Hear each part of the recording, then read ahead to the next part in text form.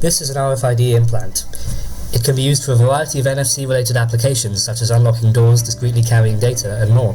The field of biohacking is a new science where grinders experiment with unconventional technology-related forms of body modding.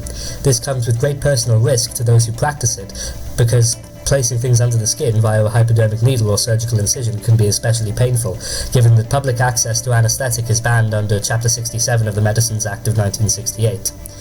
The future of this emerging technology is hotly debated among grinders. Some argue that implants have great potential, and others argue that their risks far outweigh their benefits. The future of RFID implant technology has a more dystopian side than homebrew hacking projects, however. For example, some have proposed implanting RFID chips in people's molars, so when their bodies can be identified in the event of a natural disaster. While convenient for disaster relief workers, this has immense privacy implications depending on how those who propose it choose to implement it. For example, they could be required by law to have this implant, or the government could even potentially track their location with this implant. Of course, this was only one paper, so it's doubtful that something like this would be put into place, as some places in the world are already actively putting measures against coerced chipping, such as the state of Wisconsin.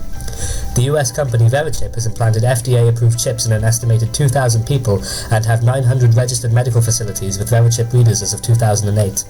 It's very hard to pin down an accurate estimate of all implant users, but the most recent survey by the WSJ in 2011 estimated between 30 and 50,000.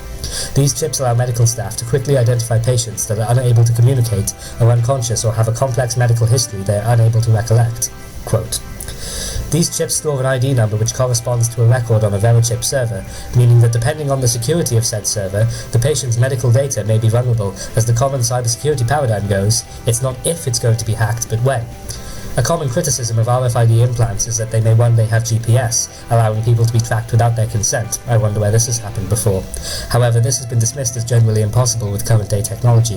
GPS trackers require a power source with a microchip implant, and simply wouldn't be able to store that power source due to size limitations.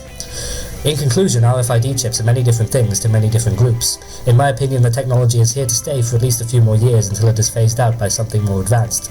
To hackers, it's a tool to be used in fun little projects, and to future dystopian governments, further iterations on the technology could be a dream come true. But for now, only time will tell.